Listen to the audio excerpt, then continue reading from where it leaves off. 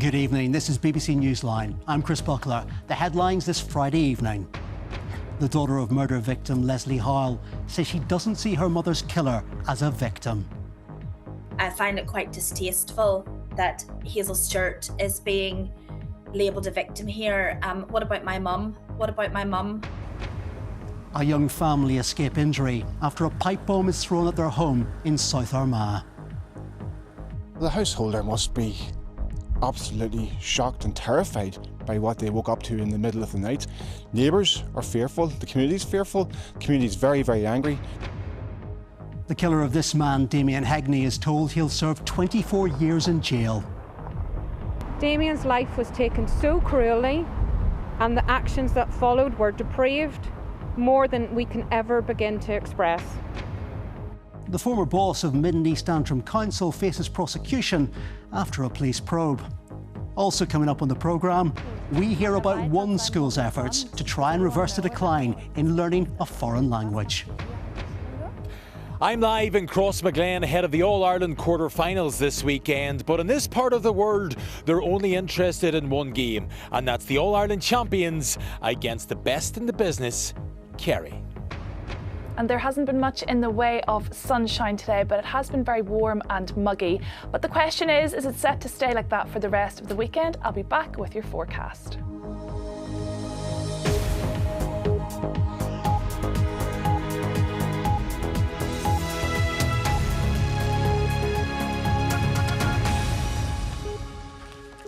Good evening. It's Friday the 27th of June. Welcome to the programme. The daughter of murder victim Leslie Hoyle has told BBC Newsline that she doesn't see her mother's killer as a victim. Earlier this week, the Court of Appeal threw out an attempt by Hazel Stewart to reduce her jail sentence, claiming she was under the coercive control of Colin Hoyle, her lover and co-conspirator in the murder.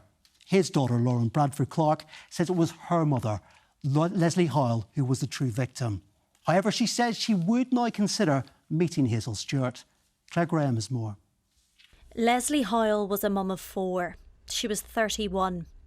The youngest of her children was just 9 months when she was killed.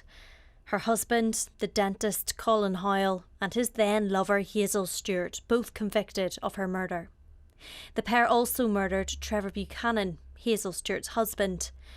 It was 1991. Lauren Bradford Clark was just 4. It was her brother's 2nd birthday.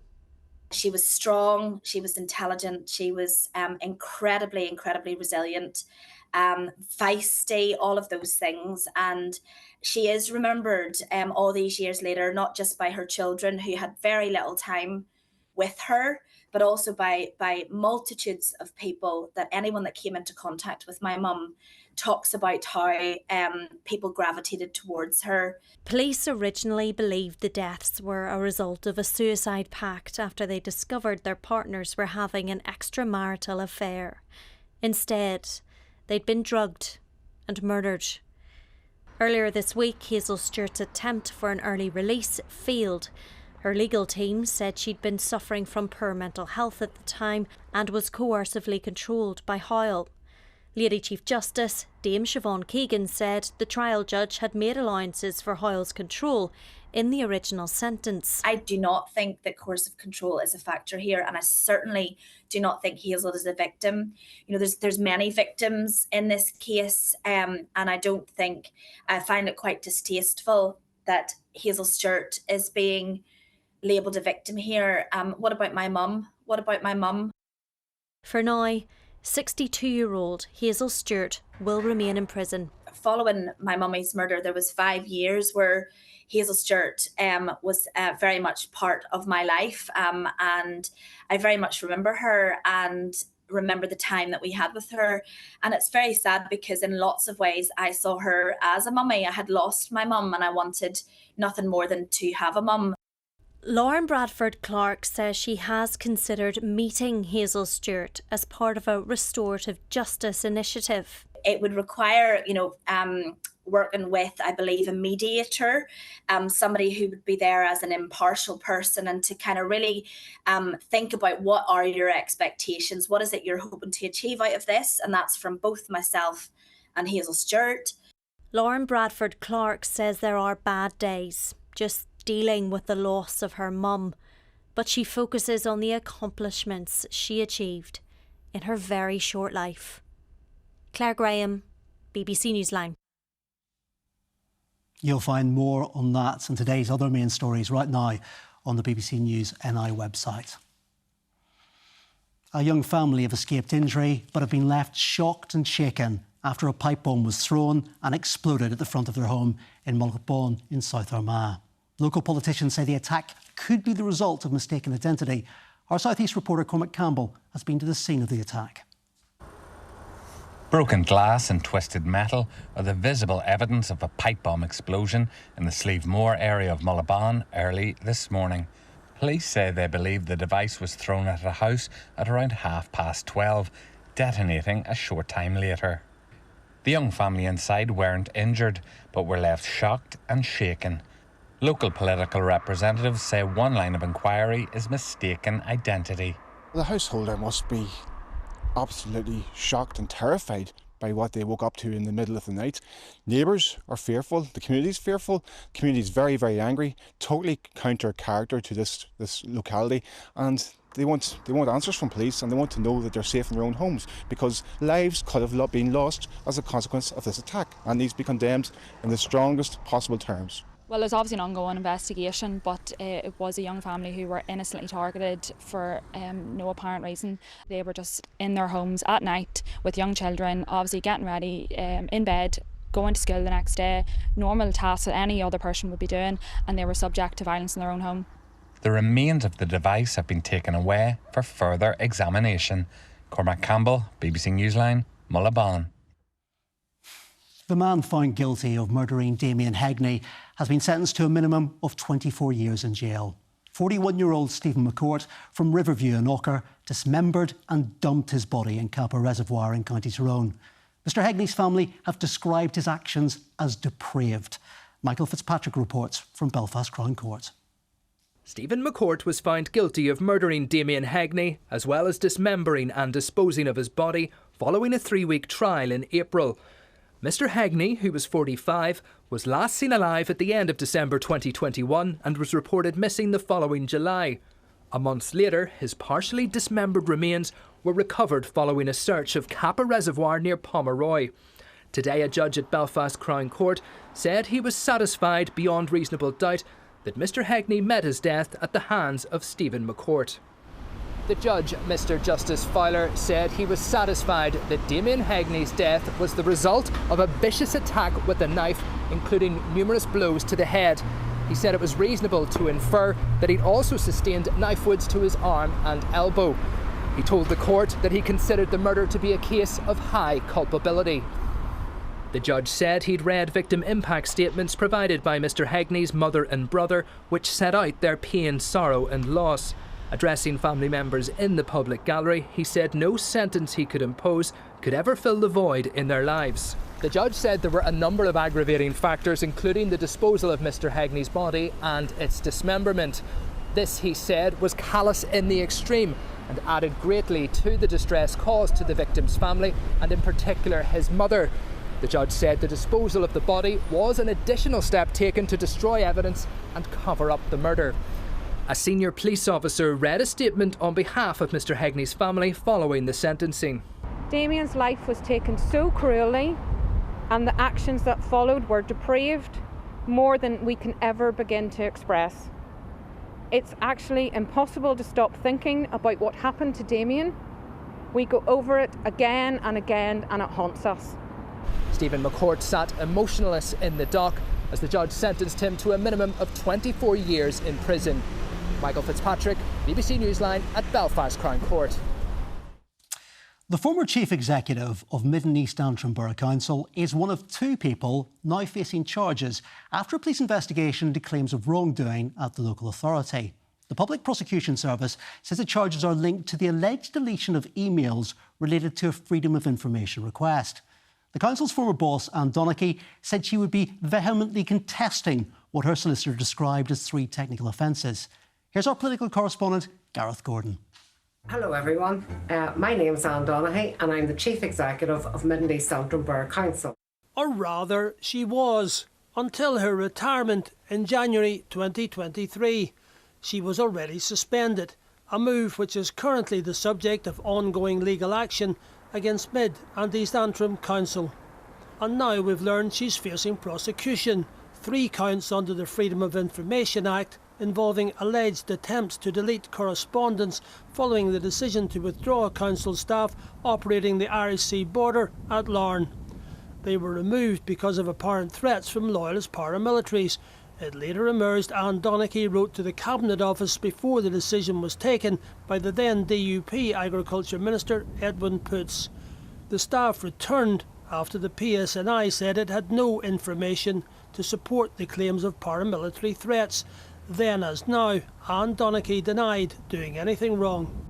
I have written, as instructed, to the Duchy of Lancaster, to the Secretary of State, with all of the same issues from this council. So there was nothing new in that. It just was about trying to get a resolution to the issues that were there. Another unnamed person is facing a single charge under the Freedom of Information Act, but the Public Prosecution Service says there wasn't enough evidence to proceed against 2 others. Gareth Gordon, BBC Newsline. The Equality Commission was expected to publish guidance today over how to apply the Supreme Court's legal definition of a woman in Northern Ireland, but it didn't. Instead, the Commission says it's looking for guidance itself, and that's because that heated debate over gender and rights is further complicated here because of the Windsor Framework. The Chief Equality Commissioner says the deal ensured human rights would not be reduced in Northern Ireland after Brexit, and now she wants the courts to give some sort of certainty on the law here. Here's our political reporter, Brendan Hughes. It was a landmark ruling that sought to bring clarity to the question of what under the law is a woman. But confusion has remained over how the judgment applies in Northern Ireland. Resolving that has been a focus for the Equality Commission. It says the legal framework here is more complicated. This has been horrendously difficult. It is very complex, it is very nuanced, and really it is only the courts that are going to be able to provide that foundational principle that we can all move forward in an agreed way, where there's consistency, where there's legal certainty and clarity. Finding that clarity will involve looking at some 20 pieces of legislation and the impact of equality and human rights protections under the Windsor Framework. When you add the Windsor Framework and that Article 2 commitment that doesn't apply in GB, and therefore the Supreme Court did not consider it, it leaves the situation very, very unclear. I feel like they're kicking the can down the road. For some women's rights campaigners, that continued uncertainty is disappointing. It isn't about changing rooms and toilets. This is about protecting women, the most vulnerable women, women in prisons, women in hospital wards, women in refuge. We have to protect these women, and now they are still left with no legal clarity. As the questions continue, transgender activists have called for compassion. Transgender people in Northern Ireland are potentially having their rights rolled back, and across the UK are having their rights to access goods, services, facilities rolled back. So we need compassion, we need empathy, and we need to understand that there are people at the heart of this who fundamentally just want to get on with their lives. The process will take time, but the Equality Commission says it will be worth it. If it takes us a year to sort this out, it's better than 10 years of continued litigation. Ever since the Supreme Court ruling, people in Northern Ireland have been seeking legal certainty on an issue that's become deeply personal, political and polarising. Today's development means that search goes on. Brendan Hughes, BBC Newsline.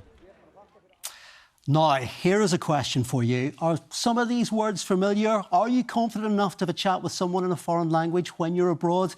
Well, for many students, the summer holidays have begun today, and some will be lucky enough to get the chance to head off to foreign shores for a break. And they could be a real opportunity for them to use some of the language skills that they've learnt in class. But since 2002, there's been a steady fall in the number of pupils taking GCSEs in languages, and as a result, a decline in the number of assistants who come to help with those kind of conversation skills. However, as Edith Dungan reports, they've been finding out that the trend seems to be on the turn. Hi. Okay. Ja, nehmt gerne Platz hier. Meet Elsa, a language assistant from Zurich in Switzerland. Okay. Wer möchte beginnen? Who wants to start? Im Moment studiere ich Englisch, Biologie, Psychologie und Deutsch natürlich. With 4 languages under her belt, she's at Regent House School in Newton Ards to teach German. There's no formalities here. Everyone's on first name terms and the relaxed relationship pays off. So having Dielza here it's been brilliant, and especially whenever we've had like oral answers to write up and then learn for our exam, she's been able to give us a native input, and where we have phrased something and it's maybe correct but it's not how a native speaker would say it. We'd never really in school done that much speaking with other people, so going from that to just being able to speak with another person who is native, it's just really helpful. And confidence. Yeah, definitely. The native teacher experience delivers a lot more than confidence. There is a curriculum, but I wanted to try and integrate some topics that are related to that topic, but like just give them a sense of how to use that knowledge. So if they have to speak about politics, what topics are there in Germany or in Switzerland? Despite the downward trend in language learning, there is an uptick in the number of language assistants coming here, but budgeting is key. Dealt with us in 2 other grammar schools this year in the nearby area, and therefore she comes into us on one day and works with us, and then we negotiate with those other schools the other days then that she will be there with them. And so it's quite an intricate process to get set up, but we find it runs really smoothly after that first week in September. Was ist der Horizont? What does it sound like in English? Horizons? Yes, so horizons. And erweitern means like to broaden your horizon. As they say, languages open up a whole new world. Ita Dungan, BBC Newsline. Great stuff. If I had better language skills, I'd say something smart here, but I don't, so I won't. Instead, I'll just say that it's a huge weekend for Gaelic football, with All-Ireland quarter-finals both on Saturday and Sunday. And there is probably no man more excited than Thomas Niblock, although I suspect he'll face a bit of competition in Crossmaglen this evening. How's it going, Thomas? Yes, there's plenty going on here, Chris. There's actually a league game taking place of 2 of the 3 most successful teams in Armagh. That's Tandragee of Lurgan and, of course, Crossmaglen Rangers. They're going to play in about half an hour's time, so that's a league match, but they will have no county players because their county players will be playing this weekend in Croke Park. Kerry, the most successful team of all time, against Armagh, who are the most successful team at present. They are the current All-Ireland champions. And somebody who knows 1 or 2 things about it is Oisin McConville, former All-Ireland winner back in 2002, and has nephews playing in the current squad. And of course, from Crossmaglen, Oisin, the big stuff has finally arrived. Are you excited? It's been a brilliant championship already, but I think this weekend just has absolutely everything. And I think, who's going to win is completely up for debate. How long is it since we've had something like that? It's been exciting, the football's been brilliant, and looking forward to another brilliant weekend with hopefully a good result for Armagh. 2 games on Saturday and 2 games on Sunday, and I suppose someone like yourself, you're probably looking back whenever Kerry play Armagh, and you cannot go to 2002 and that All-Ireland final day. You had an interesting game, you had good, bad and the ugly, you missed a penalty, scored the winning goal, and it was the first time Armagh had ever won Sam Maguire. Is that still etched in your mind when these 2 teams play? Without a doubt. There's also a couple other games that are etched in my mind that we come out the wrong side of, but that was an unbelievable day for us. We probably thought we'd never see it again. Armagh beat the Ulster final last year and bounced back amazingly to win another All-Ireland. On the way to that, they beat Kerry. So, I mean, these 2 teams, I watched them in Tralee in the league in February. There's no love lost between these 2 teams. It's become a proper rivalry now. Armagh are back at the top table and Kerry feel as if they'll never be away. So that makes for, an unbelievable occasion. As I say, there's a nice little bit of needle there as well. Little bit of needle's always good. Always like a wee bit of needle. And there's plenty of that coming up this weekend. So the class of 2025, who's going to win? That's a stupid question to ask you, isn't it? No, I do. Can you actually remove yourself from it? Yeah, I've tried. I suppose the key for me is that if you had asked me the same question, I'd have no hesitation a week ago and say Armagh will win this game. They're in better form.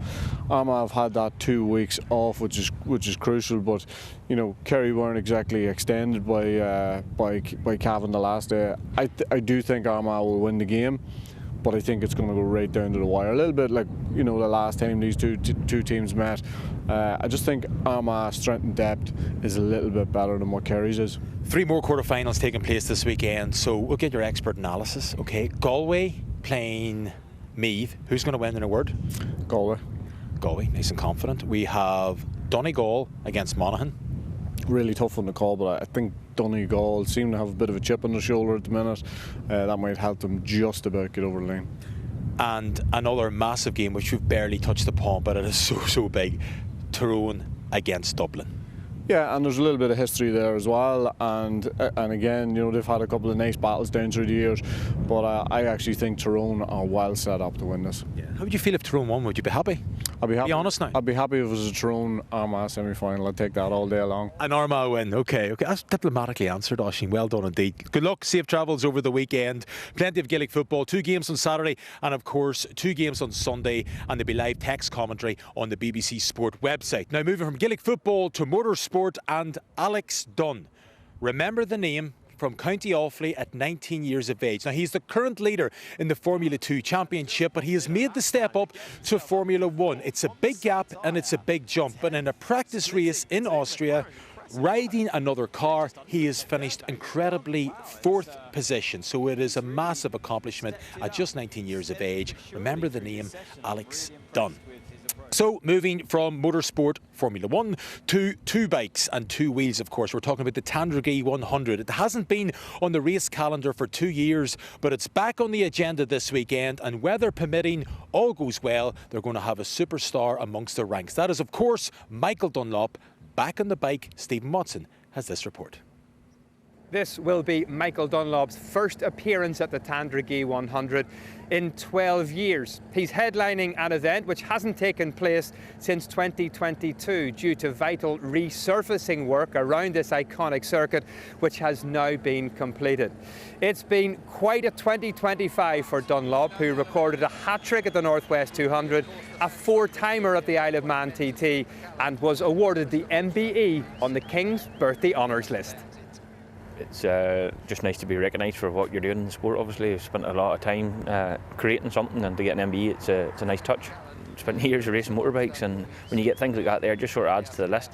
Why have you decided to come to the Tandragee 100 this year? Like, obviously, when we decided to come, it's, you know, it's helped the club. The club have been on, you know, even sponsored on thinking that, you know, it's done good for tickets and stuff like that there. So, you know, it's good to be able to help the wee club, you know, gain something back from it, you know what I mean? But with the weather conditions it's definitely going to be a difficult weekend.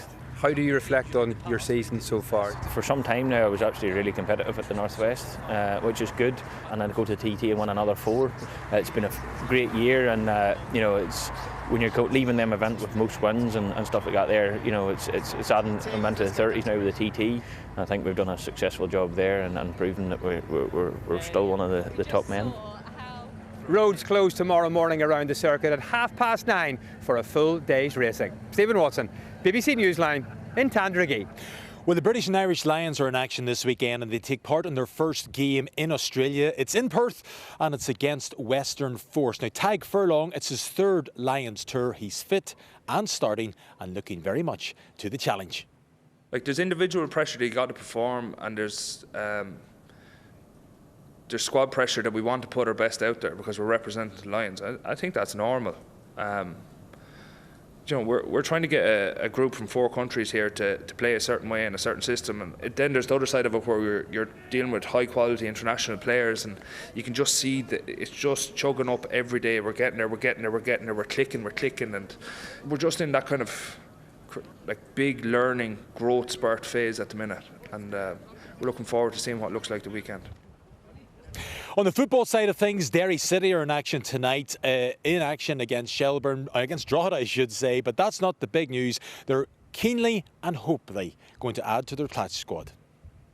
It was a perfect weekend for Derry City as they travelled to Shelbourne last Friday night and took all 3 points after a superb individual strike from Michael Duffy. 3 days later they completed back-to-back wins in Dublin with an impressive 1-0 win against Stephen Kenny's St Patrick's Athletic, Liam Boyce showing his class in front of goal. I'm not get too carried away with the last couple of wins.